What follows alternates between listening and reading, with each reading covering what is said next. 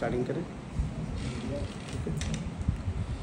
बिस्मिल्लाहिर्रहमानिर्रहीम नहमदुहु व नुसल्ली अला रसूलिहिल करीम अम्मा बाद रब्बि शरह ली सदरी व यस्सिर ली अमरी वहलुल उक़दतम मिन लिसानी यफ़क़हू क़ौली।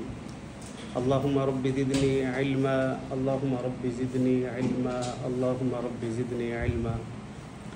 अल्हम्दुलिल्लाह, हमारा ये सूरत निसा की तफसीर की ये जो क्लास है, अल्हम्दुलिल्लाह आज इसका तीसरा दिन है और आज हम सूरत निसा की आयत नंबर 15 की तफसील पढ़ेंगे।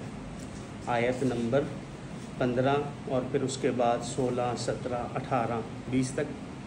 आयत नंबर 15 के अंदर इसका तर्जुमा ज़रा देखिए।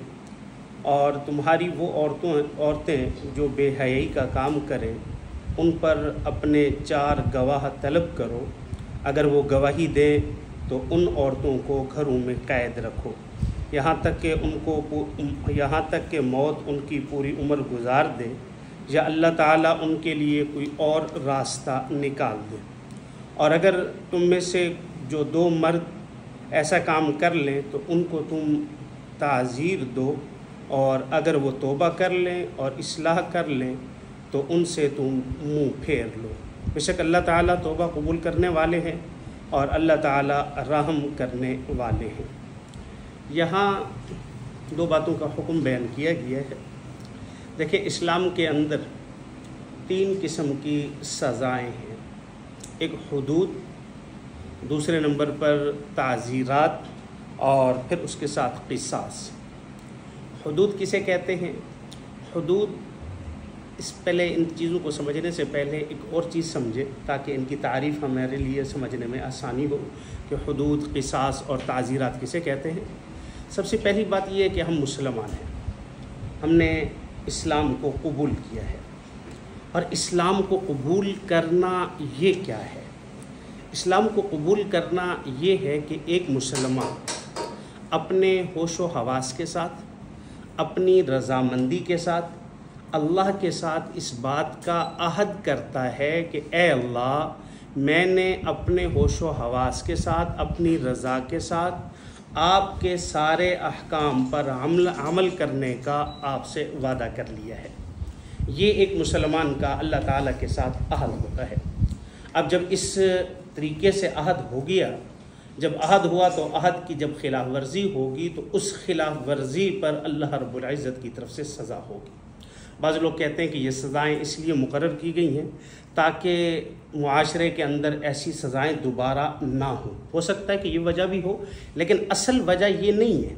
अल्लाह ताला ने जो हद मुकर्रर की है, या जो क़िसास का हुक्म हुआ है, या जो ताज़ीरात का हुक्म हुआ है, वो सिर्फ़ और सिर्फ इस वजह से है कि जब एक मुसलमान ने अल्लाह से अहद कर लिया है इस्लाम कबूल करके, फिर इसके बाद जब अल्लाह की नाफरमानी करता है, उस नाफरमानी पर उसको क्या दी जा रही है? सज़ा दी जा रही। हुदूद ये वो सज़ाएँ हैं जो कुरान मजीद में मुतअय्यन हैं और इनके जराइम भी मुतअय्यन हैं और इनकी सज़ाएँ भी मुतअय्यन हैं। हुदूद उन जराइम के बदले में सज़ा दी जाती है जो अल्लाह ताला का हक़ है, गैरुल्लाह का हक़ नहीं है। सिर्फ़ और सिर्फ किसका हक़ है? अल्लाह ताला का हक़ है, उस पर हुदूद जारी होती हैं। क़िसास कहते हैं कत्ल के बदले में कत्ल किया जाना, या किसी उज़्व के तल्फ़ करने पर जो सज़ा दी जाती है उसको भी क़िसास कहते हैं। ताज़ीरात किसे कहते हैं? ताज़ीरात की भी सज़ा को कहते हैं, लेकिन ये एक ऐसी सज़ा है कि जिसकी मिक़दार मुतअय्यन नहीं, जिसकी कैफ़ियत मुतअय्यन नहीं, बल्कि काज़ी या काज़ी का नायब वो अपने सवाबदीद पर जो सज़ा मुकर्रर कर दे, उस सज़ा का तरीका जो हो, उस सज़ा की कैफ़ियत जो हो और उसकी मिक़दार जो हो, वो सारी की सारी खलीफा वक्त या काजी या उसका नायब उसने मुकर्रर करनी होती है। अब यहाँ इस आयत नंबर 15 के अंदर अल्लाह रब्बुल इज़्ज़त ने हद्दे ज़िना को ज़िक्र फरमाया है। फरमाया कि जब औरत ज़िना करे या मर्द ज़िना करे और फिर उसके बाद उसके ज़िना को 4 गवाहों के साथ साबित भी किया गया हो। 4 गवाहों के साथ साबित करने के बाद अब यहाँ जो हुक्म दिया गया है कि आप उनसे क्या कर लें, उनको औरतों को अपने घर में क़ायद कर लें, ये आयत हुक्म के एतबार से तो मनसूख है, लेकिन आयत तिलावत के एतबार से ये आज भी बाकी है, क्योंकि सूरत नूर की आयत के अंदर इस ज़िना की सज़ा को वहाँ ज़िक्र किया गया है तफसील के साथ। क्योंकि मैंने पहले भी कहा था कि कुरान मजीद में कुछ आयत ऐसी हैं कि जो हुक्म के एतबार से क्या हो चुकी हैं, मनसूख हो चुकी हैं, लेकिन उनकी तिलावत बाकी है। और कुछ आयत ऐसी हैं कि जो तिलावत के एतबार से नहीं है, लेकिन उनके अहकाम के हैं, बाकी हैं। मसलन कुरान मजीद में एक आयत अश्शैख़तु वश्शैख़तु के बारे में आती है कि जब एक मर्द और एक बुज़ुर्ग किसी बुज़ुर्गा के साथ ज़िना करे तो उसकी सज़ा क्या है। पहले ये कुरान मजीद की आयत थी, लेकिन अब वो आयत मनसूख हो गई है, उसका हुक्म क्या है आज भी बाकी है। तो इसलिए जब मर्द या औरत क्या करेंगे, ज़िना करेंगे और उस ज़िना को 4 गवाहों से साबित किया जाएगा, फिर उसके बाद उन पर रजम होगा। लेकिन रजम के लिए एक दूसरी शर्त ये है कि अगर वो शादीशुदा है, यानी शादीशुदा मर्द ज़िना करे या शादीशुदा औरत ज़िना करे, 4 गवाहों से साबित हो जाए तो उस पर रजम है। अब रजम की सज़ा है क्या, उसकी कैफियत क्या है? देखिए, उसकी कैफियत ये है कि मर्द औरत को जिस पर ज़िना साबित हो जाए उसको एक मैदान में लाया जाता है और मैदान में लाकर उसे संगसार किया जाता है, यानी पत्थर मारे जाते हैं। अच्छा, ये सज़ा आप सल्लल्लाहु अलैहि वसल्लम ने अपने ज़माना में बज़ाते ख़ुद भी नाफिज़ फरमाई। ऐसा नहीं कि कुरान मजीद में हुक्म आया है, बल्कि आप सल्लल्लाहु अलैहि वसल्लम ने अमलन भी करके दिखाई है। आप सल्लल्लाहु अलैहि वसल्लम के एक सहाबी हैं हज़रत माइज़ बिन मालिक असलमी रज़ियल्लाहु ताला अन्हु, रसूलुल्लाह सल्लल्लाहु अलैहि वसल्लम के पास आए। आप मस्जिद नबवी में तशरीफ़ फरमाते और आके कहते हैं, या रसूलुल्लाह सल्लम, मुझसे ज़िना हो गया है। आप सल्लल्लाहु अलैहि वसल्लम ने जब ये सुना तो आपने अपना चेहरा फेर लिया, उससे एराज़ कर लिया, यानी उसकी बात की तरफ तवज्जो नहीं दी। इससे वो सिर्फ इस वजह से थी कि शायद ये अपनी बात से रुजू कर ले, हो सकता है कि इसने ना किया हो, गलत फहमी हो रही हो, या ये ज़िना को कुछ और समझ रहा हो। अब वो शख्स वहाँ से उठा और उठकर आपके दूसरी जानिब आ गया और वहाँ आकर कहा कि या रसूलल्लाह, मुझसे क्या हो गया है, ज़िना हो गया है। तो आप सल्लल्लाहु अलैहि वसल्लम ने फिर उससे क्या कर लिया, एराज़ कर लिया। वो वहाँ से उठकर तीसरे सिमत की तरफ आ गया और आकर फिर कहा, या रसूलल्लाह, मुझसे ज़िना हो गया। अब आप सल्लल्लाहु अलैहि वसल्लम ने उससे पूछा कि क्या तू अक़ल के एतबार से ठीक है? सहाबा से पूछा कि क्या इसका अक़ल ठीक है? कहा कि बिल्कुल ठीक है। तो होश हवास से बात कर रहे, तूने वाकई ज़िना किया? अब जब चौथी मर्तबा उसने कहा कि या रसूलल्लाह, हाँ मैंने, मुझसे ज़िना हो गया है, अब आपने कुछ सवालात किए, ज़िना क्या होता है, कहाँ ज़िना किया है, किससे ज़िना किया है, कैफियत क्या थी। जब ये सारी सूरतें वाज़े हो गईं, अब उसके बाद आप सल्लल्लाहु अलैहि वसल्लम ने उस पर रजम की सज़ा जारी फरमाई। और इसी तरह कबीला गामदिया की एक औरत है, उसके बारे में भी हदीस मुबारका में आता है कि आप सल्लल्लाहु अलैहि वसल्लम ने, उसने भी इकरार किया और आप सल्लल्लाहु अलैहि वसल्लम ने उस पर भी ज़िना रजम की सज़ा जारी फरमाई है। और अगर कोई गैर शादीशुदा मर्द या गैर शादीशुदा औरत है तो उसके लिए जो ज़िना की सज़ा है वो 100 कोड़े हैं। अच्छा, इसमें तोहमत की सज़ा भी कोड़े हैं और ज़िना की सज़ा भी कोड़े हैं, क्योंकि कुरान मजीद में आता है कि अगर कोई शख्स किसी पाक दामना मोमिना औरत पर तोहमत लगाए तो उसके तोहमत के 80 कोड़े उसको मारे जाएंगे। और फरमाए कि जब मर्द किसी औरत से ज़िना करे और वो दोनों गैर शादीशुदा हों तो उस सूरत में उनको 100 कोड़े मारे जाएंगे। अब यहाँ हज़रत फ़ुक़हा कहते हैं कि देखें, जब ये सज़ा है इसका ये मतलब नहीं है कि हम सिर्फ एक प्रोसेस को पूरा कर रहे, छोटी छोटी लकड़ियाँ लेके 100 बना के या 1 मारी 2 मारी इस तरीके से नहीं, बल्कि यहाँ सज़ा देना मकसूद है और सज़ा के अंदर तकलीफ़ देना मकसूद होता है, ताकि ये इस शख्स को अपने इस जुर्म का एहसास हो और कल को ये जुर्म ना करे और उसी के साथ साथ अपने इस गलती पर नादिम भी हो कि मैंने ये क्यों किया है। तो इसलिए कुरान मजीद में अल्लाह रब्बुल इज़्ज़त ने वाज़े फरमाया कि अगर मर्द, अच्छा यहाँ एक बात और है, एक मर्द का नहीं कहा, वैसे आम तौर पर जब कोई मामला होता है तो मामले में 2 गवाहों का जिक्र है। मसलन निकाह हो रहा है तो निकाह में 2 गवाह हैं कि 2 गवाह शर्त हैं कि वो गवाही दें कि एक मर्द ने दूसरी औरत को कबूल किया, उस औरत ने उस मर्द को कबूल किया, इतना हक महर तय हुआ, ये निकाह हो गया। या कोई लेन देन हो रहा है उसमें भी 2 गवाह हैं लेकिन ज़िना के अंदर अल्लाह रब्बुल इज़्ज़त ने 4 गवाहों का जिक्र फरमाया है और फिर 4 गवाह भी मुकम्मल गवाही दे। यहाँ बाज़ लोग सवाल करते हैं कि देखें भाई, वैसे तो किसी को इस हालत में देखना शरन जायज़ नहीं है, किसी का सतर देखना जायज़ नहीं है, लेकिन यहाँ इस हालत में शरीयत ने हुक्म दिया है गवाही के तौर पर देखना शरन क्या है, जायज़ है, ताकि अगर इसमें कोई शक आ गया है, कोई ऐसी चीज़ थोड़ा सा शुबहात आ गए हैं, तो वो सज़ा जारी नहीं होगी। सज़ा तब जारी होगी जब उस पर क्या होगा, मुकम्मल यकीन होगा। अब उसके बाद ये तो हैं हुदूद के साथ आगे है क़िसास। क़िसास कहते हैं कि अगर किसी शख्स ने किसी को कत्ल कर दिया, जानबूझ के कत्ल किया, क़िसास के अंदर ये है कि वो मक़तूल का हक़ है। क़िसास मक़तूल का हक़ है, उसके वरसा का हक़ है। जो अल्लाह ताला का हक़ है वो इंसान उसको मुआफ़ नहीं कर सकता। मिसाल के तौर पर अगर किसी ने किसी साहिब ज़िना किया है तो ये अल्लाह ताला का हक़ है, इसको माफ़ नहीं किया जा सकता। लेकिन अगर किसी शख्स ने किसी की चोरी कर ली है तो अब अगर वो साहिब माल उसको माफ़ कर देता है तो अब इस सूरत में गुजाइश है। और इसी तरीके से फरमाया कि अगर कोई शख्स किसी शख्स का हक़ माल को गस्ब कर लिया और उसने वो माल उसको हदिया कर दिया है तो अब यहाँ भी उस पर सज़ा क्या हो जाएगी, साक़ित हो जाएगी।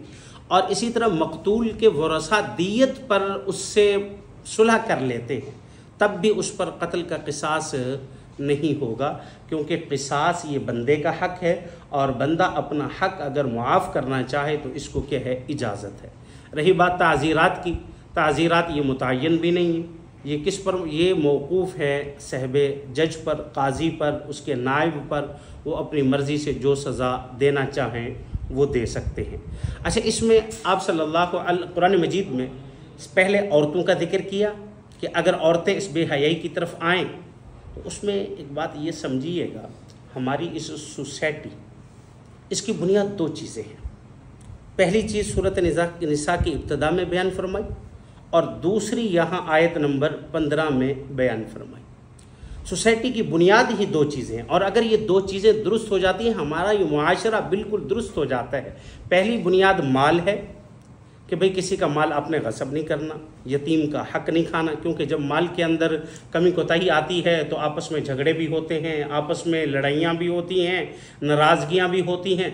और उसके बाद दूसरे नंबर पर रवाबित है, जिसे कहा जाता है इर्तिबाई बैन रिजाली वन निसा, कि मर्दों और औरतों का आपस में मेल जोल और उनका रब्त जो है, और इस रब्त के अंदर हलाल तरीका भी है जो कानून को नाफिज करते हुए शरीयत का लिहाज रख कर वो निकाह की सूरत है। अगर ये मर्द और औरत का रब्त निकाह की सूरत में हो तो ये खैर और बरकत है और ये शरन जायज़ है। और अगर ये फहाशी और बेहयाई जैसे इस आयत के अंदर इसका तस्करा किया गया है तो फिर इस सूरत में ये मुआशरे के बिगाड़ की बुनियाद है, और जब मुआशरे के बिगाड़ की ये बुनियाद है तो ये शरन जायज़ नहीं।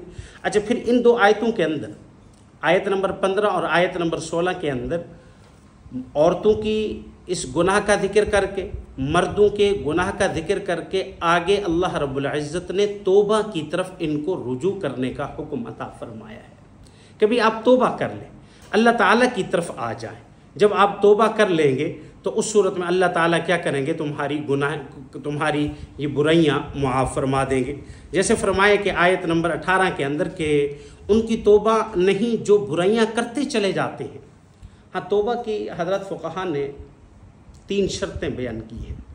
एक आदमी तौबा करता है तो उसके अंदर अगर 3 शर्तें पाई जाएंगी तो उसकी तौबा कबूल होगी।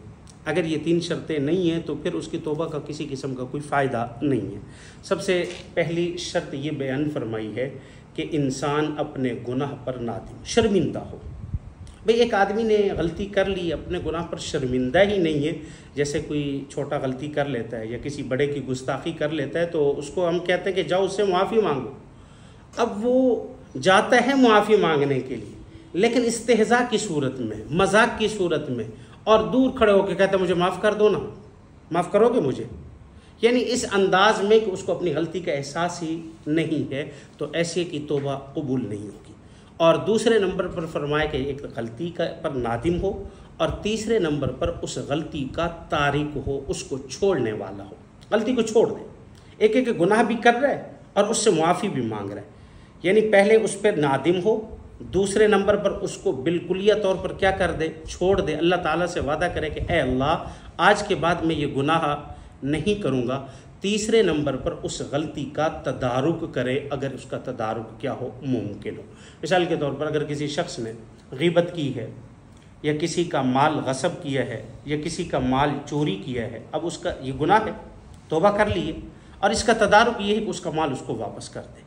और वापस करने की कई सूरतें हैं। डायरेक्ट अगर वापस नहीं कर सकता, इज़्ज़त नफ्स का मसला है, तो उसको हदिये की सूरत में उतनी रकम जाकर या वो माल उसको पेश कर दे या किसी और तवस्सुल से उस तक वो माल पहुंचा दे, या वो साहिब हक से मुआफ़ी मांग ले कि भाई मैंने ये चीज़ चुराई थी, मुझसे खर्च हो गई, अब मेरे पास हिम्मत नहीं है, आप मुझे माफ़ कर दें। अगर उसने माफ़ कर दिया तो वो इस गलती का क्या हो जाएगा, तदारुक हो जाएगा। यहाँ एक बात जहन में आई, हमारे अकाबिरीन में से दो बुज़ुर्ग ऐसे गुज़रे हैं, वो मुसलमानों को बात समझाने के लिए मिसाल को सामने रखते हैं। एक इमाम गज़ाली अलैहि रहमा और एक आलामा जलालुद्दीन रूमी नव्वरल्लाहु मरक़दा। इन्होंने एक किताब भी लिखी है मसनवी के नाम से, ये फ़ारसी में किताब है, बड़ी बेहतरीन किताब है जिसमें बड़ी बड़ी मिसालें दी हैं। आलामा गज़ाली अलैहि रहमा एक बात लिखते हैं, फरमाते हैं कि जानवरों की 3 किस्में, इंसानों की नहीं, जानवरों की। इंसान तो अशरफुल मखलूक है ना, तमाम मखलूकों से बढ़कर इसका मकाम और इसका मर्तबा है। तो कहा जानवरों की 3 किस्में हैं। एक जानवर वो हैं जो सरापा नुकसान ही नुकसान, उससे फ़ायदे की उम्मीद ही नहीं है। और उसकी मिसाल देते हैं, सांप है, बिच्छू है। आप बिच्छू से फ़ायदे की उम्मीद रख सकते हैं, उसकी कमर पे आप हाथ रखें, आपको पता चल जाएगा कि कितना उसे फ़ायदा होता है। सांप का नाम सुनते ही हमारे जिस्म पे कपकपी तारी हो जाती है और दौड़ने लग जाती है। तो ये सरापा नुकसान ही नुकसान है। और दूसरे जानवर ऐसे हैं जो सरापा नफ़ा ही नफ़ा हैं, उनसे नुकसान की उम्मीद ही नहीं। जैसे गाय है, भैंस है, बकरी है। अब देखें, गाय है तो ये ज़िंदा है तो हम इससे दूध हासिल कर रहे हैं, और जब हमने इसको ज़िबा किया तो इसका क्या हासिल किया, गोश्त। हत्ता कि हमने इसके खुर और इसके पाए तक इस्तेमाल किए, इसकी खाल से भी हमने क्या हासिल किया है, नफ़ा हासिल किया है। यानी इसके जिस्म का एक एक उज़्व इंसान के लिए क्या है, नाफ़े है। और तीसरे नंबर पर फरमाया कि ऐसे जानवर हैं जो ना नाफ़े हैं और ना नुकसान पहुंचाने, ना नफ़ा देते हैं इंसान को और ना नुकसान पहुंचाते हैं। और उसकी मिसाल कहा कि ये जो घरों में फिरने वाली बिल्लियां होती हैं, इंसान को आमतौर पर इससे खौफ भी नहीं होता। अगर कमरे में दाखिल हो गई है तो उसके जिस्म पे कोई खौफ तारी नहीं हो जाता, और अगर वो दाखिल हो गई है तो उससे कोई नफ़े की उम्मीद भी, ना नुकसान की उम्मीद होती है और ना नफ़े की उम्मीद होती है, जैसे बिल्लियाँ जिक्र किया है। तो ये तो 3 किस्में जब बयान करने के बाद इमाम गज़ाली अलैहि रहमा फरमाते हैं कि ए इंसान, तू जानवर नहीं है, तो इंसान है, अशरफुल मखलूक है। अगर तू नाफे जानवरों की पहली किस्म नहीं बन सकता तो कम से कम आप आखिरी किस्म जो न किसी को नुकसान पहुंचाती हैं और ना ही किसी को नफ़ा पहुंचाती हैं, ऐसी किस्म तो क्या कर जाओ, बन जाओ। और ऐसी किस्म इंसान कब बनेगा, इसी को कुरान मजीद में अल्लाह रब्बुल इज़्ज़त ने यह जिक्र किया कि जब इंसान के दिल में अलम यअलम बि अन्नल्लाह यरा, कि भी उसके दिल में अल्लाह का खौफ आ जाएगा। खशियत 2 चीज़ें होती हैं, एक है खौफ और एक है हया। जिस हया का जिक्र अल्लाह रब्बुल इज़्ज़त ने सूरत निसा में जिक्र फरमाया है, हया क्या चीज़ है। आमतौर पर हम सवाल करते हैं कि हया भी होनी चाहिए, हया है क्या चीज़। मैं उसको छोटी सी मिसाल से समझाता हूँ। हया कहते हैं दिल के अंदर पैदा होने वाली झझक। मिसाल के तौर पर आप घर में बैठे हैं, कोई काम कर रहे हैं और पता चला कि बेल हुई या दरवाज़ा खटका और वालिद के अंदर आने की आवाज़ आई। वालिद ने आके मारना नहीं, जल्लाद नहीं बन जाना, लेकिन आपके ऊपर क्या हो जाएगी, थोड़ी सी हैबत तारी हो जाएगी उसकी। और अगर आप मोबाइल देख रहे हैं और उधर से वालिदा की आवाज़ ही क्या कर रहे हो, तो उसमें कोई गलत नहीं देख रहे होंगे, लेकिन एक दफ़ा हाथ हिलेगा और मोबाइल थोड़ा सा इधर उधर होगा, ये झझक। और इसी चीज़ का नाम क्या है, हया है। तो एक इंसान के दिल में जब हया और जब अल्लाह का खौफ आता है तो इंसान खुद ब खुद गुनाहों से क्या करता है, बचने की कोशिश करता है। अब यहाँ मैं आपको एक छोटी सी मिसाल देखूँ, और इंसान के बारे में कुरान मजीद ने जिक्र फरमाया कि खुलिकल इंसान ज़ईफ़ा, कि हमने इंसान को क्या पैदा किया, कमज़ोर पैदा किया है।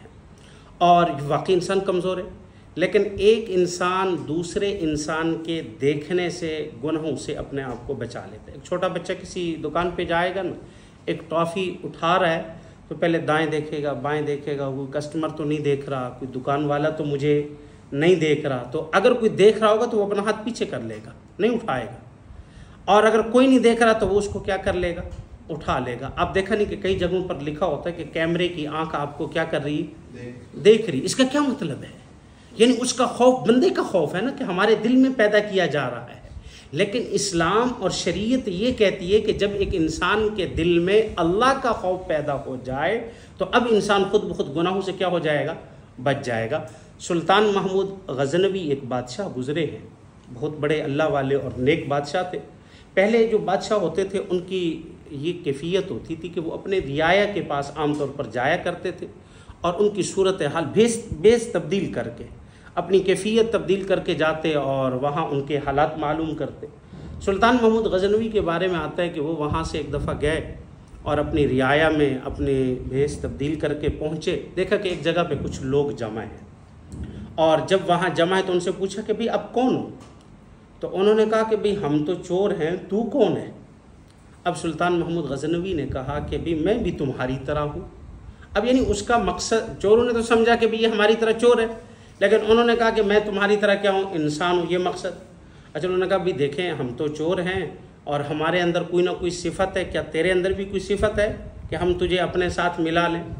तो सुल्तान ने कहा कि भाई आप अपनी सिफतें बयान कर दें, मैं भी अपनी क्या करूँगा, कोई ना कोई सिफत बयान कर दूँगा।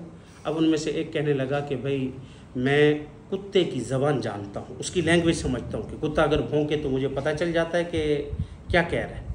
दूसरे से पूछा कि आप बताइए, तो उसने कहा कि भाई रात की तारीकी में जिसको एक दफ़ा देख लूँ ना, दिन के उजाले में उसको पहचान लेता हूँ। तीसरे ने कहा कि मैं सूंघ कर बता देता हूँ कि ख़जाना कहाँ छुपा हुआ है, क्योंकि पहले ज़माने में दिरम और दनानीर, अशरफियाँ, ये इनका एक हुजूम होता था और इसको रखने के लिए ज़्यादातर किसी जगह पर छुपा दिया करते थे या दीवारों के अंदर धंसा दिया जाता था उनको। तो कहा कि मैं सूंघ कर बता देता हूँ। और चौथे ने कहा कि जितनी बड़ी दीवार हो ना, मैं फलांगने का महर हूँ, मैं फलांग लेता हूँ। पाँचवें ने कहा कि अगर नकब लगानी हो, न शोर होता है और ना ही कुछ आवाज़ होती है और न दीवार गिरती है, मैं नकब लगा लेता हूँ। अब बारी आई बादशाह की, भी आपके अंदर क्या सिफत है? बादशाह ने कहा देखिए मेरे अंदर सिफत ये है कि अगर कोई चोर चोरी करते हुए पकड़ा जाए और फांसी के फंदे पे लटका हुआ हो और मैं यूँ अपनी दाढ़ी हिलाऊं तो उसको फांसी नहीं होती। और बात तो ठीक थी उसकी कि वाकई अगर बादशाह इनकार कर दे तो नहीं होगी। उन्होंने कहा सबके अंदर तो कमाल की सिफतें, चलो चोरी करते। भाई कहाँ चोरी करें? उनमें से एक कहने लगा कि बादशाह के घर वफूद आए हैं, बैर ममालिक से तहाइफ लेके आए होंगे, चलें बादशाह के महल जाके चोरी करते। चल पड़े सारे। रास्ते में कुत्ते के भौंकने की आवाज़ आई। अब उससे पूछा भी तू क्या कहता है ये?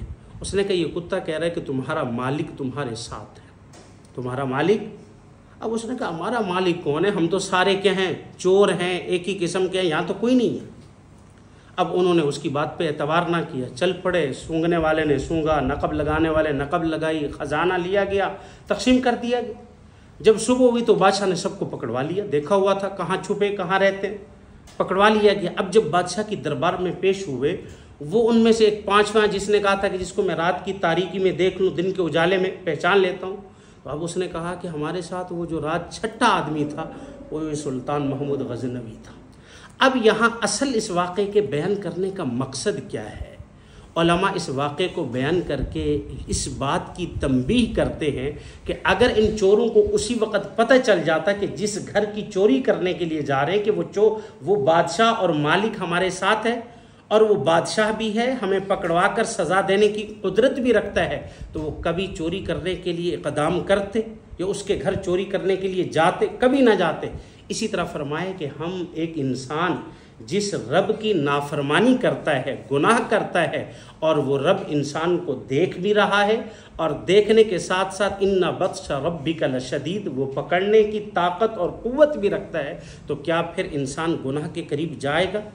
इसलिए फरमाए कि सबसे पहले क्या है, दिल के अंदर ख़ाशियत होनी चाहिए। अल्लाह ताला हमें समझने की, अमल करने की तौफ़ीक़ अता फ़रमाए, गुनाहों से बचने की और नेक आमाल करने की तौफ़ीक़ अता फ़रमाए। वैसे ये मुहर्रम का आखिर है, यहाँ एक छोटी सी बात ज़िक्र करके मैं बात ख़त्म करता हूँ। मुहर्रम के आखिर, ये मुहर्रम का जो महीना है ये ज़िलहज्जा का आखिर है। ज़िलहज्जा जो है ये अशहुरुल हुरम में से है। अशहुरुल हुरम 4 महीने हैं जिसको कुरान मजीद में मोहतरम महीने कहा गया है। शवाल, ज़िक़ादा, ज़िलहज्जा, ये 3 महीने इकट्ठे, और चौथा महीना रजबुल मुरज्जब है। इनका एहतराम इस्लाम से पहले भी होता था, अब इस्लाम के बाद भी इनका एहतराम शरीयत मुहम्मदी में भी बरकरार रहा है। इमाम जस्सास अली रहमा ने अपनी किताब अहकामुल कुरान, कुरान मजीद की तफसीर है, उसमें लिखा है कि जो शख्स इन 4 महीनों में अपने आप को गुनाहों से बचा के रखे, अल्लाह उसको पूरा साल गुनाहों से बचने की तौफीक अता फरमाते हैं। और जो शख्स इन 4 महीनों में नेक आमाल करने की कोशिश कर ले, अल्लाह उसको पूरा साल नेक आमाल कराने की तौफीक अता फरमाते हैं। अल्लाह ताला अमल की तौफीक अता फरमाए। वमा अलैना इल्लल बलाग। किसी ने सवाल करना?